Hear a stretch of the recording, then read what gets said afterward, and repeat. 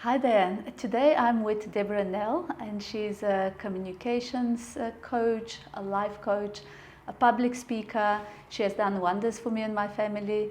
And I just want to pick her brain about public speaking. For instance, when I first stood up in front of a crowd to present for a company I used to work for, my throat closed and I literally could not say anything. And to this day, I feel that if there's a crowd in front of me, something changes, the brain switches off. However, she's done amazing wonders for my children who have no issues. And I've seen her speaking in public several times, and she is absolutely wonderful. What is it? Is it a button that we need to push? So, the whole nervousness thing is hectic. I mean, public speaking is up there with the fear of death. I think it's second to the fear of death is the fear of public speaking. It is a genuine thing. People become terrified of it. But there's a lot of misunderstandings about what is that nervousness about. Okay. I'll work with a group of people and we'll all sit around a boardroom and I'll say, introduce yourselves, and they're fine. And I'll say, okay, now say the same thing, but stand up here in the front, and they get terrified. And the reason is all the attention on you. The ego goes, oh, what's going to happen? Am I going to make a mess?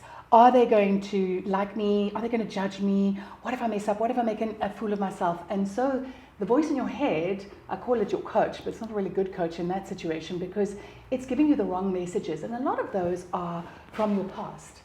So in the schools, they don't know how to prepare children to stand up and speak. And they'll get them to stand up and read or stand up and say a speech before they're ready.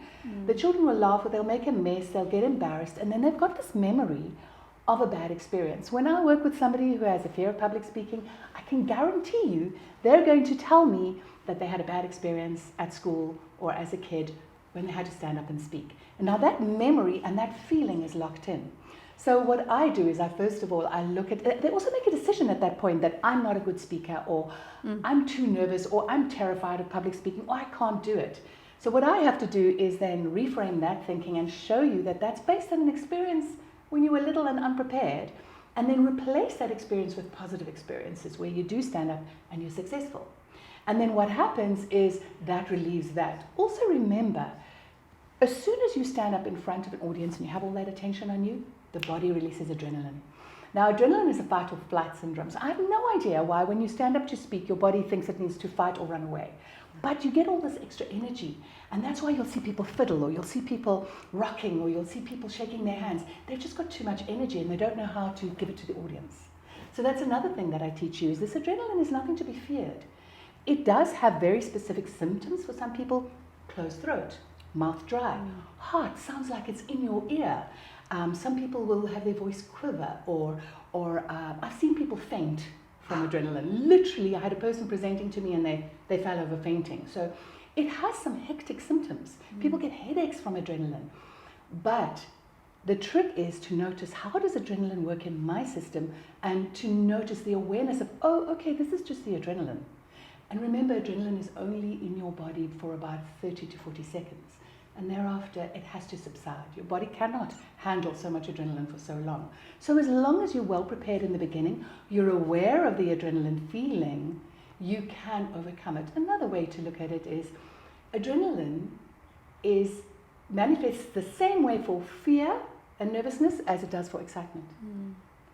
And so I always teach the children I'm teaching to say, let's call it excitement, because it's the same feeling.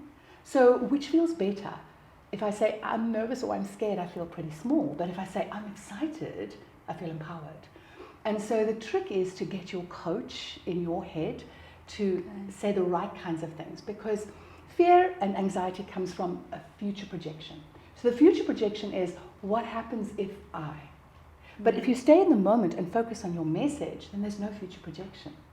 Then you can relax and actually be in the moment and start to enjoy it. Believe it or not, when I work with people, they get to a point where they can actually enjoy standing up and speaking, which I do. I absolutely love standing up and speaking. Doesn't mean I don't get nervous. I do. Yeah. I've just learned how to handle it and how to transform it into more of an excited feeling, so that I can then use that adrenaline to help me sparkle and shine rather than have it shut me down, which is what happens to a lot of people. Okay. So a question comes to my mind. I am always in two minds. Do I rehearse? Do I memorize something? Or do I just speak off the cuff, but then maybe miss important points. What do we do? Yes, that's a very good question. And my answer to that would be, do not have a script that you learn word for word. The problem with that is that if you skip a word, then you panic. And then a new rush of adrenaline comes, and you can get flustered and start with ums and sound unsure. So rather memorize the concepts or the main points and be able to talk around them in different ways. That's how I work. I never learn a script word for word. I will have the main concepts, and then I will rehearse saying those concepts in different ways. So once I know, okay, these are my main concepts, which enables a professional speaker like myself to speak for an hour without notes. We have the main concepts in our mind. Okay. We know how we're going to talk around them, and each time we say the speech, it'll sound a little different because we've learned the concept itself. But yes, prepare. If you are unprepared and you have got no idea what you're going to say, the nervousness is 10 times worse. And then you can sound flustered, you can sound unsure. But sometimes you can't prepare. Very often you're in the office and they say to you, right, please stand up and present this for us. And then you're like, but I didn't prepare. What am I supposed to say? So what I do when I'm working with clients is I'll throw a word at you, a sentence at you, and then you must speak around it, so that you get used to the idea of thinking on your feet. It's really important, and that you sound confident when you're thinking on your feet and when you're improvising. So there definitely is a place. If it is a prepared presentation, yes, prepare it, not word for word, main concepts for sure. And that's where PowerPoint helps these days, or having the concepts on your phone.